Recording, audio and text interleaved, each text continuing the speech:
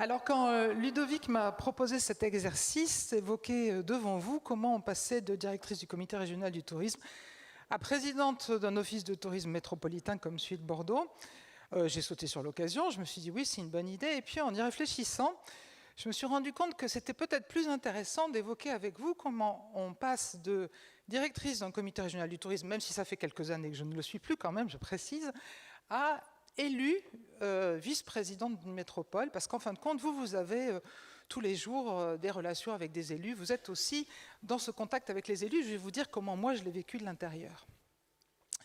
Mais je me suis dit qu'avant de rentrer très concrètement dans ces éléments, il fallait que je vous dise aussi comment j'étais devenue élue.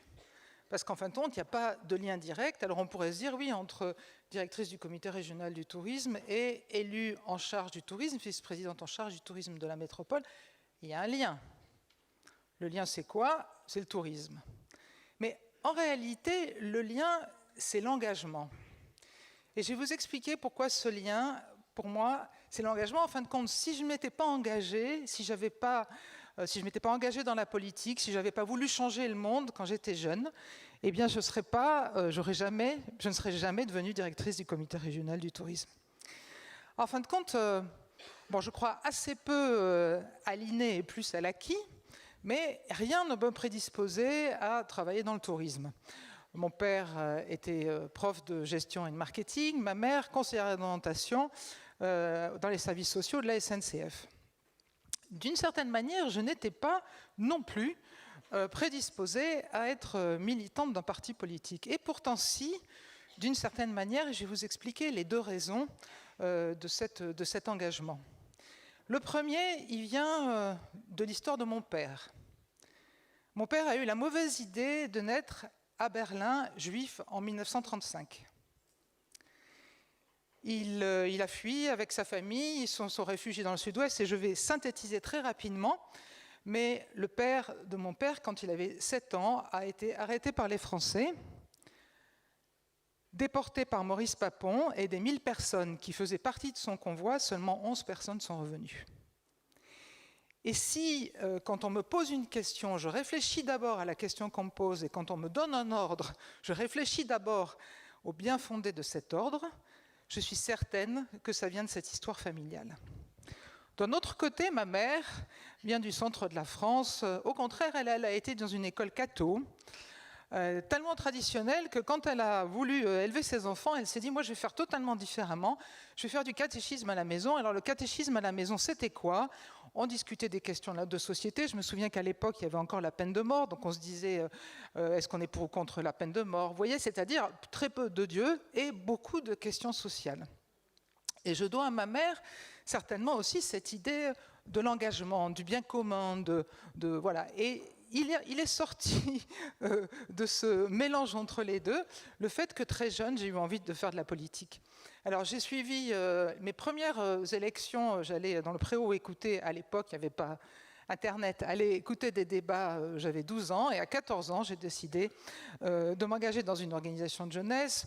Là aussi, je vais synthétiser, mais pour vous donner une idée de l'époque, l'union de la gauche était encore dans ses bons moments, et j'aurais pu adhérer à la jeunesse communiste s'il n'y avait eu l'invasion de l'Afghanistan par les soviétiques, ce qui m'a évidemment totalement éloigné de cette idée, et c'est comme ça que je suis rentrée au Parti socialiste, à la jeunesse socialiste plutôt, mais ce qui m'a amené aussi à travailler plus tard au Parti socialiste. J'ai eu la chance aussi de beaucoup voyager. Je n'ai pas voyagé pour voyager, mais j'ai eu des responsabilités internationales dans cette organisation de jeunesse, dans l'Union internationale de la jeunesse socialiste. J'ai été aux premières élections démocratiques au Chili après la chute de Pinochet. J'ai été au Paraguay après la chute de Stroessner. J'ai été, pour citer quelques exemples, en Irak après la guerre du Golfe, où j'ai été au Vietnam, au début de l'ouverture du Vietnam, où j'ai eu la chance de passer une soirée avec le général Giap. Peut-être que ça ne dit rien à beaucoup d'entre vous, mais c'est le héros de Dien Bien Phu qui, évidemment, à cette époque, a une grande importance. Mais voilà, quand on travaille dans la politique et qu'on a des convictions, il y a un moment où ça devient difficile. Alors, c'est pas pour ça qu'il ne faut pas faire de politique, mais je sais que pour exercer le pouvoir, il faut faire des compromis. Je n'étais pas très douée pour les compromis, j'ai décidé de prendre du recul. Alors, qu'est-ce que j'ai décidé de faire? Eh bien, de chercher en fonction, j'avais fait Sciences Po, j'avais un débat à l'époque, ça ne s'appelait pas un master, dédié aux collectivités locales. Eh bien, j'ai cherché un travail dans une collectivité locale. Je suis devenue directrice de cabinet du maire de Tourcoing, et puis après, je suis venue en région Aquitaine à l'époque, chef de cabinet. Alors, aussi, quand on travaille dans un parti politique ou avec des élus, on a l'impression, vous savez, c'est un peu comme une pièce de théâtre. Quand on passe beaucoup de temps dans les coulisses, au bout d'un moment, la pièce, on n'a plus trop envie de la voir. Et je me suis dit que pour regagner de l'intérêt pour la politique, il fallait certainement que je m'en éloigne encore plus. Et voilà comment je suis devenue, après avoir posé ma candidature, directrice du comité régional du tourisme. Alors, je vous raconte tout ça parce que beaucoup d'entre vous que je connais ne connaissaient peut-être pas ce parcours. Ça veut dire, et j'espère dans les yeux de tous ceux qui sont là, qui me connaissent dans le travail, ils reconnaissent mes compétences professionnelles, même si, comme je le disais au début, je ne suis pas née dans le tourisme. Alors, cette introduction pour vous dire qu'est-ce qui différencie la direction d'une structure comme un comité régional du tourisme avec le fait d'être élu et d'être en charge du tourisme. En fin de compte, quand on dirige une structure comme un CRT, eh bien, on anime une équipe, on prépare un budget, on est plutôt dans le collectif. D'ailleurs, aujourd'hui, quand j'ai la chance, je travaille toujours au comité régional du tourisme.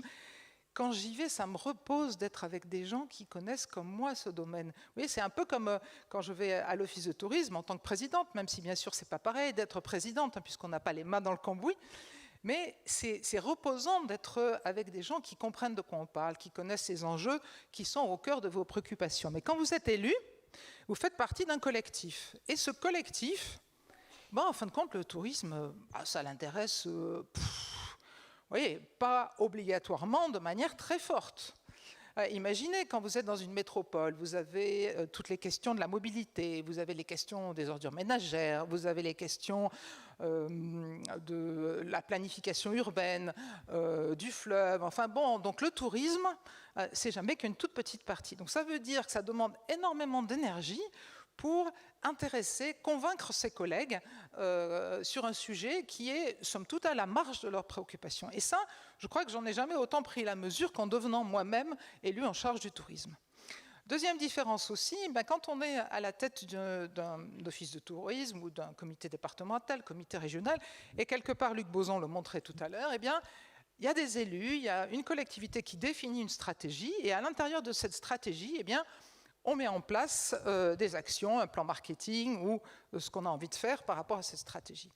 Quand on est élu en charge du tourisme d'une métropole et présidente d'un office de tourisme, eh bien, on peut se dire, voilà, je vais mettre en place, j'ai envie de donner une impulsion et je vais mettre en place une stratégie touristique pour mon territoire. Et c'est comme ça que moi, j'ai eu la chance, en m'appuyant sur l'office de tourisme et sur le service tourisme de la métropole, de travailler pendant 1 an avec l'ensemble des parties prenantes à la mise en œuvre d'une stratégie de tourisme responsable pour faire de Bordeaux une métropole reconnue en matière de tourisme responsable.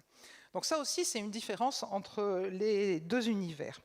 Alors, je voudrais aussi vous donner quelques idées sur ce que c'est que les élus, parce que même dans l'atelier où j'étais tout à l'heure, on voit qu'on n'a pas tous une très bonne idée de ce que c'est que les élus. Mais en fin de compte, quand on est un salarié, eh ben, on a des devoirs, mais on a aussi des droits. Quand on est élu, on a des devoirs.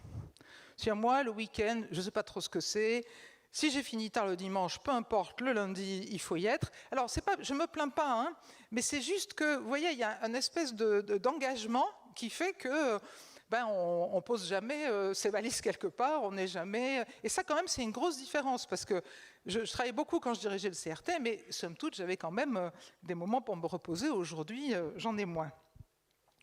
La deuxième différence aussi, alors je l'ai évoqué tout à l'heure au début, c'est que quand on est dans un comité régional du tourisme, on est dédié totalement au tourisme, mais moi, en tant qu'élu municipal, bien sûr que je m'occupe du tourisme. Mais chose que vous ne savez peut-être pas, tous les élus comme moi, on a plein d'autres obligations. Par exemple, moi, je siège dans des conseils d'école. Les parents d'élèves, je crois que c'est la chose qui m'angoisse le plus, je veux dire, même plus que cette session-là maintenant, c'est les parents d'élèves. C'est vraiment... Vous voyez, ils me demandent à moi pourquoi on n'a pas changé les poules de la deuxième salle de leurs enfants, etc. Évidemment, je n'ai pas la réponse, même si je comprends l'importance de la question. Donc, je fais des conseils d'école, je vais dans des commissions de sécurité, je fais des mariages, des baptêmes républicains, tout ça pour vous dire qu'il faut encore qu'on trouve de la place en dehors des sujets qui sont les nôtres pour nous occuper de tas d'autres choses. Il ne me reste plus beaucoup de minutes pour dire tout ce que j'ai encore envie de vous dire. Ce que j'ai expérimenté aussi, c'est le niveau régional versus le niveau local. Je l'ai vécu quand j'étais au cabinet, je le vis aujourd'hui. En fin de compte, la région...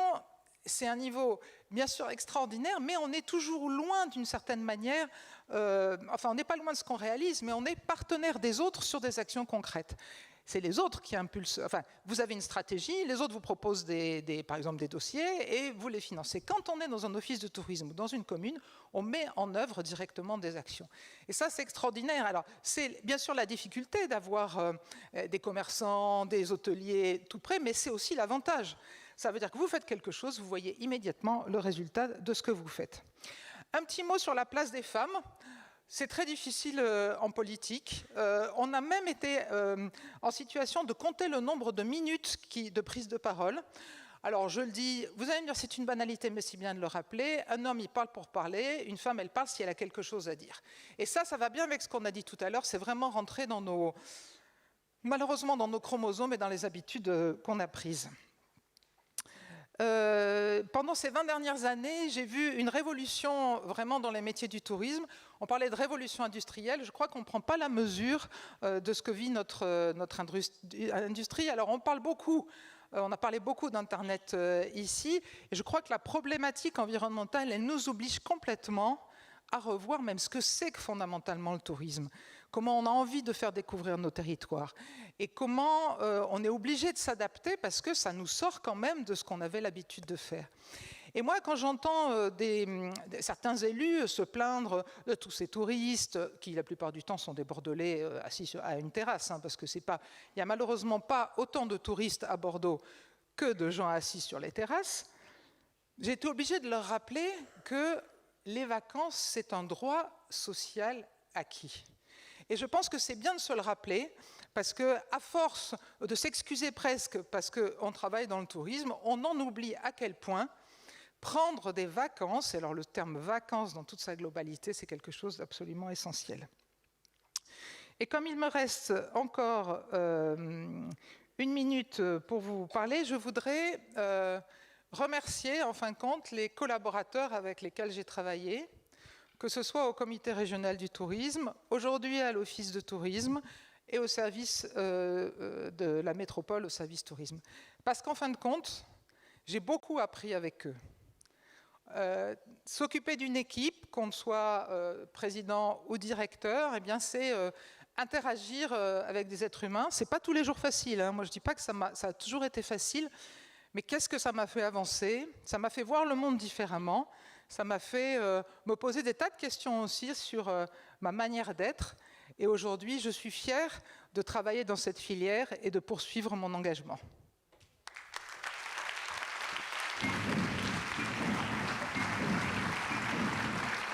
Merci.